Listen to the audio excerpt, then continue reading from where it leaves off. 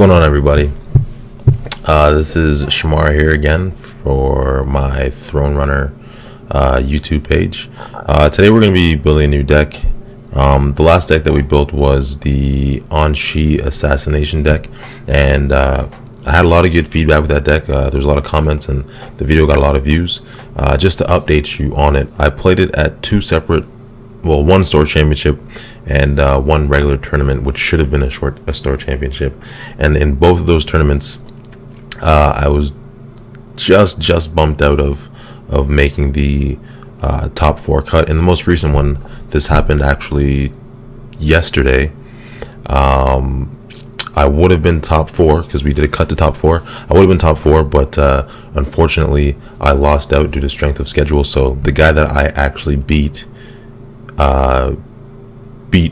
the guy that beat me in the last round, and because of that, he ended up having, well, it was a tie, but he ended up moving up 1 spot ahead of me, so I ended up finishing 5th.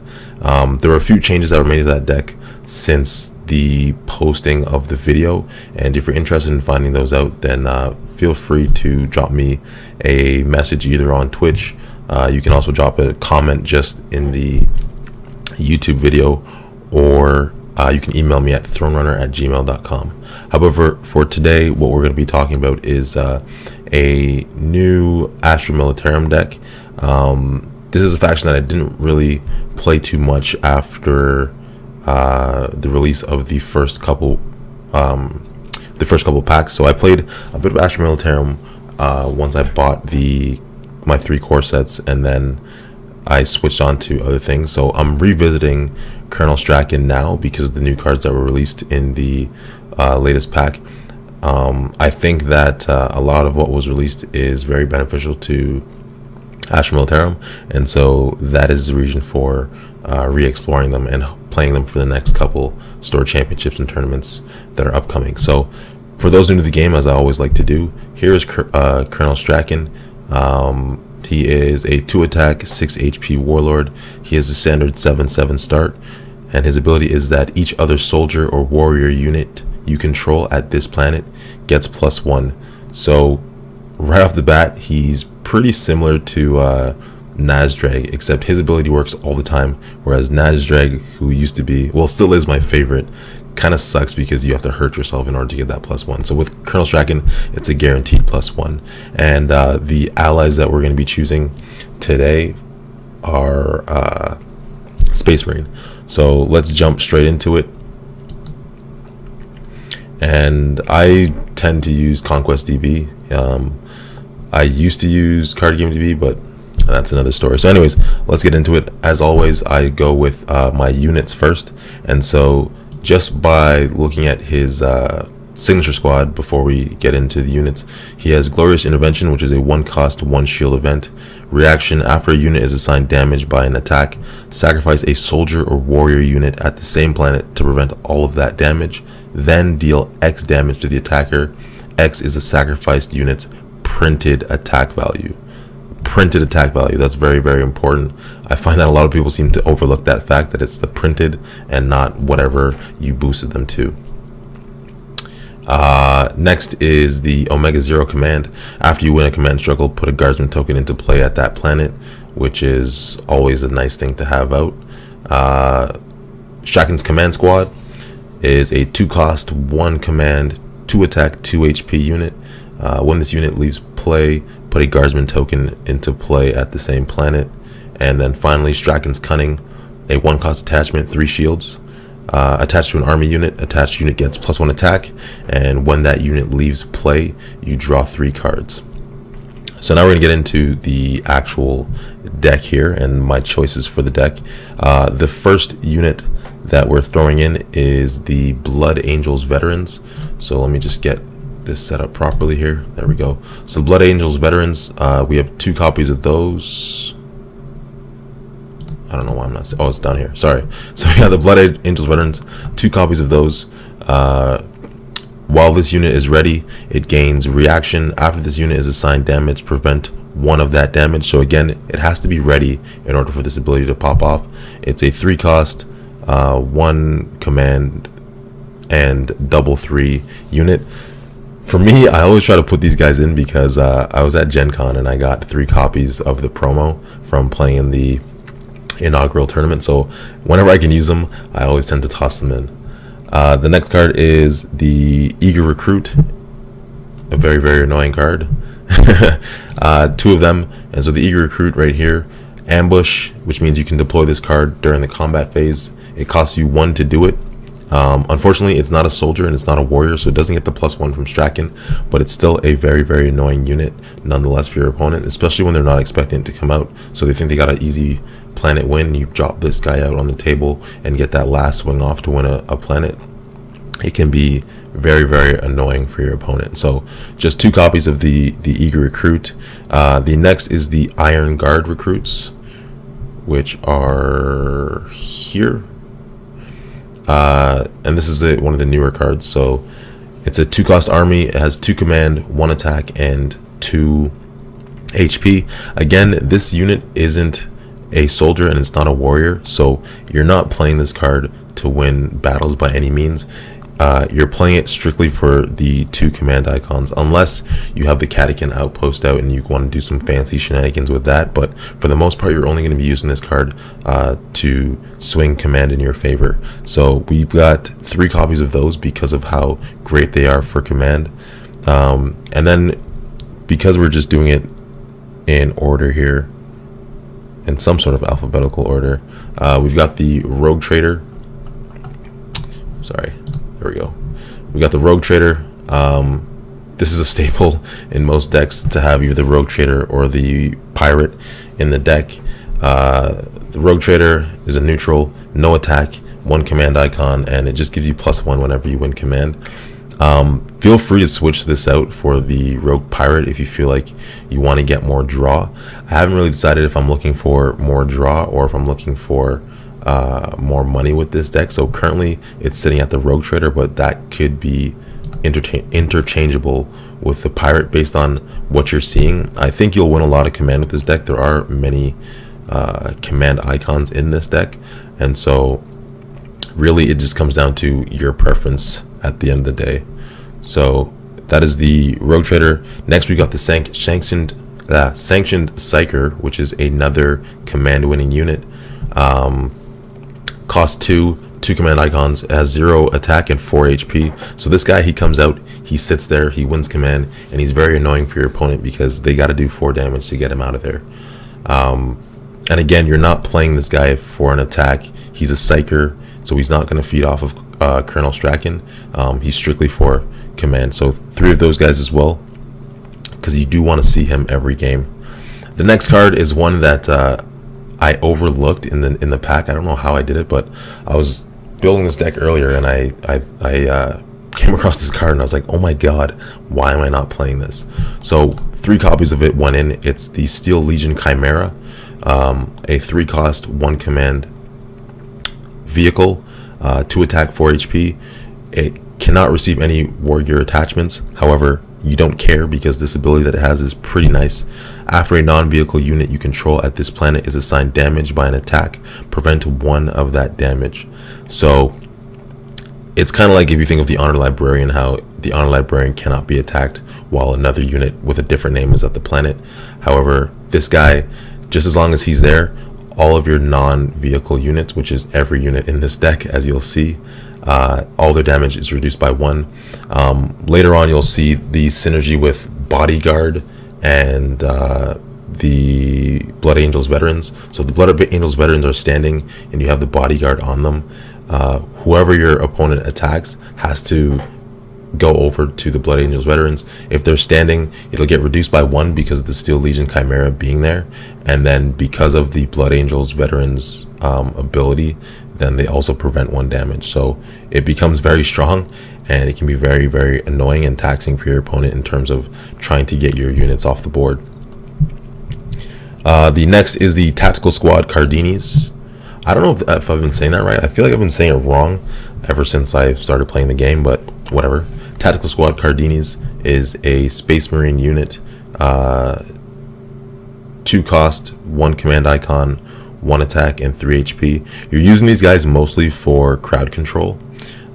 You'll find that Currently, Dark Eldar is still pretty strong, and when they get their annoying chimeras out on the board, you need some AoE to deal with them. And so having these guys and a couple of the supports that I'll show you later on are very, very good to have in the deck. Plus, they are soldiers, so they will get that +1 from Straken if you do need to do a straight up attack. However, it's important to note that with Straken's ability, and obviously this is for new players again, it's important to note that with Straken's ability, you won't receive +1 to the AoE, you only receive +1 to their printed attack cost.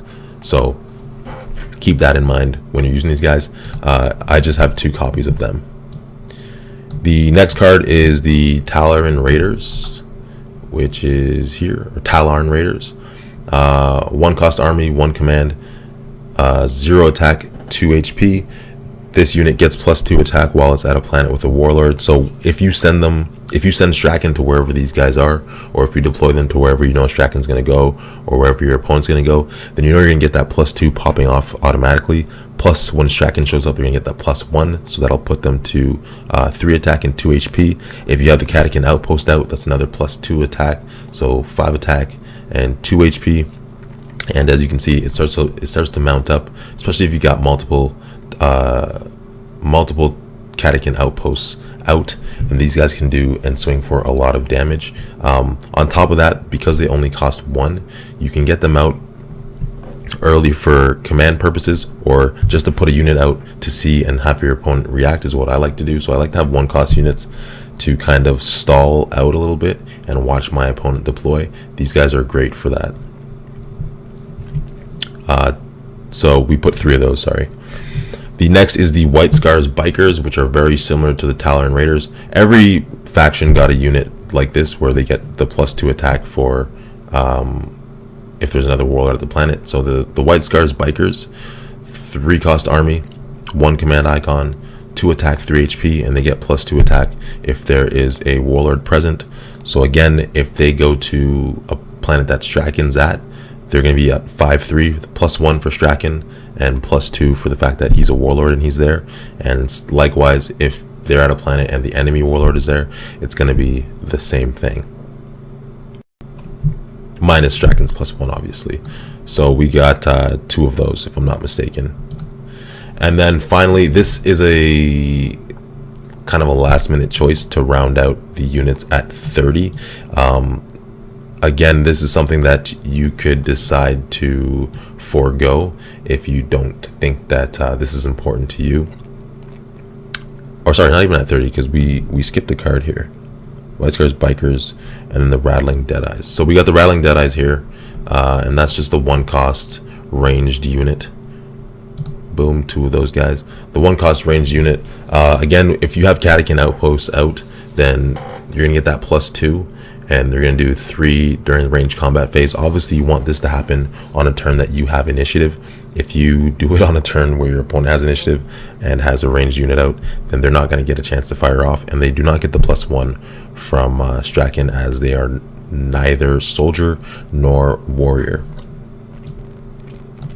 So that is 26 units. We're missing a couple. And I don't know what the heck is going on. So let me just quickly double check that I'm not missing, or double check what it is that I'm missing, sorry. I think I might not have clicked one of the, yeah, the Sanctioned Psyker. Sorry about that. So 3 Sanctioned Psykers, and then that puts us to 29. Perfect. I know I said 30, but I meant to say 29. So moving on to the attachments now. So for our attachments, we've got Straken's Cunning, which is part of his signature set. The next attachment is the Bodyguard, which I was talking about. So attached to an army unit you control, force reaction. After a unit you control is assigned damage by an attack at this planet, reassign 1 of that damage to the attached unit. So this is something that you're going to want to put onto your Blood Angels veterans because of their great ability while they're readied. But at the same time, it's 0 cost and it has 2 shields. So even if you don't find your bodyguards, or you don't really want to play this card, at the end of the day you can play it as 2 shields. So just 2 copies of that. Moving on, we have Honorifica Imperialis. Is another card that you might choose that you don't, or you might decide that you don't want to play. But it's a card that I'm interested in playtesting thoroughly. What throws me off about it off the bat is the fact that it costs 2. However, again, it is 2 shields, and if you do get that ability to pop off, it's a very specific ability, because you need to have the enemy warlord at the planet in order to gain that armor bane in range. But if you do manage to get it to pop off, great. If not, it's still 2 shields for you. So I put 2 copies of that in. That will likely be a card that I drop out to round my deck out at 50, however, because this is a 52 card deck. And then finally, the Hostile Environment gear, which is a 1 cost attachment, 1 shield, and the attached unit gets +3 HP. It has to be an army unit, so it cannot go on your warlord. Moving on to the events, there are some fantastic events out of Astra Militarum, which we will see in just a moment. So the first event is Glorious Intervention, which we discussed at the beginning of the video. The next one that we're going to add is the Preemptive Barrage right here, and that's going to be in auto 3 copies, and you will see why. Preemptive Barrage is a 1 cost event, has 2 shields, target up to 3 Astra Militarum units you control at the same planet. Each targeted unit gains ranged until the end of the phase. I can't say enough about this card. If you have initiative, you're going to wreck face, because you're going to get to pop off with 3 units before your opponent gets to do, well, provided that they don't have any ranged back, and currently there aren't that many ranged units in the game. So when you're able to get this off, it's going to be devastating, especially if you have the Catechin outposts out. You're going to be able to turn units like the White Scars Bikers, because they're not vehicles, they're just regular units. You're going to be able to turn units like the White Scars Bikers with Straken at the planet, who are going to do 5 damage and hit with them with range. You're going to be able to do the same thing with the Talaran Raiders. You're going to be able to do that with your AoE Tactical Squad Cardinis, whatever have you. You're going to be hitting for a lot before your opponent has a chance to really do anything. And then at the end of the day, it is 2 shields, but I would recommend not using it as 2 shields. I would recommend saving it and using it for its intended purpose, and that is for the combat action of giving your units ranged. And actually, it doesn't even matter if it's a vehicle or not. It's whatever it is. Any Astra Militarum unit can take advantage of this. Next is Suppressive Fire. Suppressive Fire is right here. Reading is hard. A 0 cost event, 1 shield. Combat action, exhaust a unit you control to exhaust a target non-warlord unit at the same planet. It says unit, so that means that you can exhaust tokens too.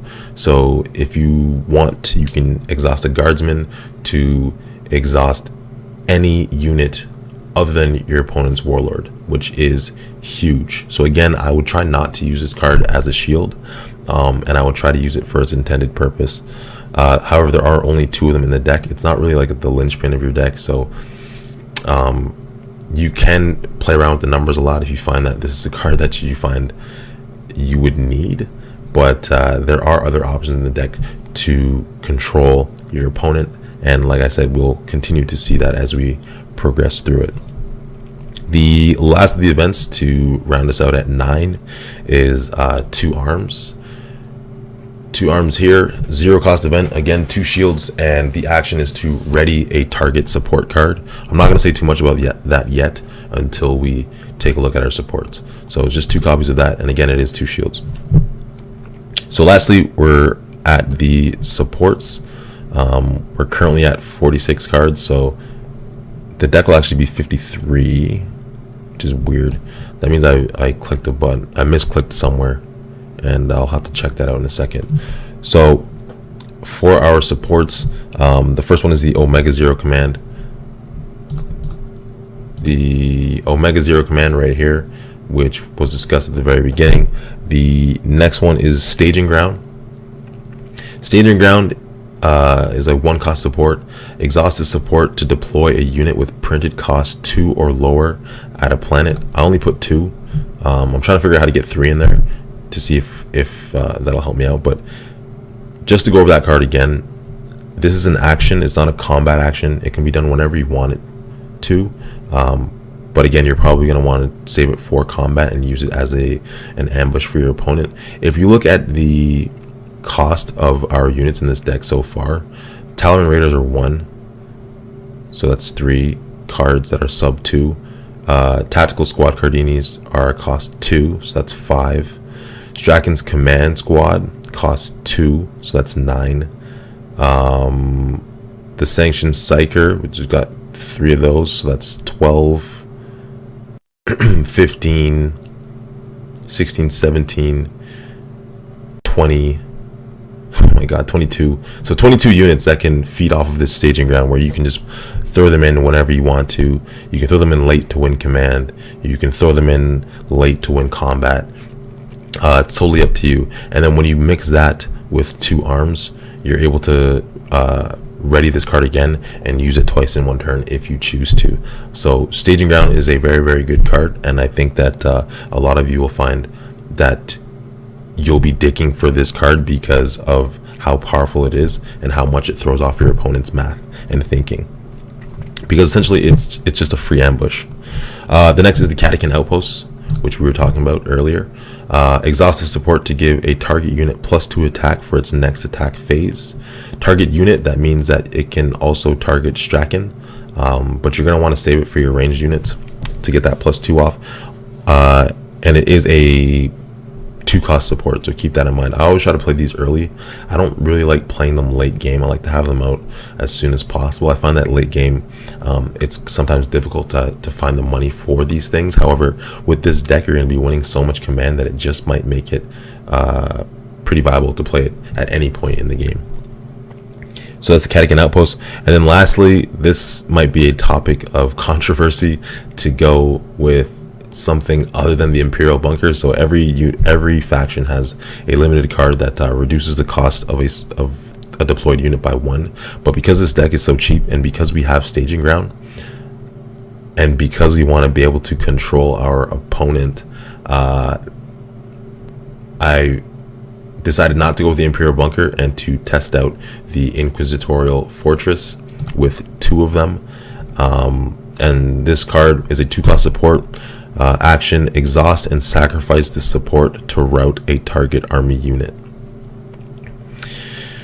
It might be tough at first to give up the Imperial Bunker for a card like this, but essentially you're paying $2 to get rid of a unit that you think is going to stop you or hinder you from winning a planet or doing what it is that you want to do. For example, and this is the example that a friend of mine used when he was talking to me about it as well, is that if you think of the Anshi deck, especially if you think of the Anshi deck that I built in the last video, Anshi gives Armor Bane to everybody, and once you give a ranged unit AoE 4, so 2 drones that give him AoE, that unit becomes very powerful and can take out pretty much anybody, because with Anshi there's a very large chance that unit is going to attack twice in range because of Anshi's signature support.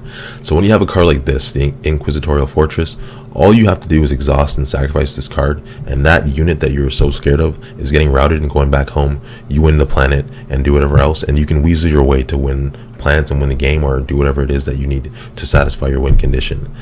By having 2 of these now, you're able to do that twice and hopefully win 2 planets and render one of your opponent's strong units that they spent all this money and time on pretty much useless. So that is the rationale behind going for the Inquisitorial Fortress over the Imperial Bunker. It might be a card that you'd want to put 3 copies of so that you actually do see it every game. It would suck to have just 2 copies in the deck and never ever see this card that you will find that you need. So that is the entire deck. Like I said, there was one, I'm just quickly double checking here, 7 supports, 9 events, should be 7 attachments, and 29 units for a total of 52 cards. Okay, so it is fixed. So we have the 52 cards. That is the deck. So we did talk about the synergies of the deck as we went through, but I think what is most important to remember when building and testing this deck out, when you decide to do it, is which units are important and which units need certain things. So the Rattling Deadeye is going to need the Catechin Outpost, because hitting for ranged 1 isn't really going to do too much.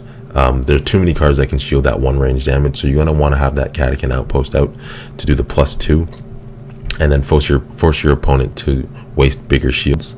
And then also keeping on the pressure by having these low cost 2 units out and being able to ambush them in to the fray whenever you need to. If you run into an issue of quantity on the other side of the board, so your opponent has too many units, then you're going to be digging for your tactical squad Cardinis in order to get that AoE out.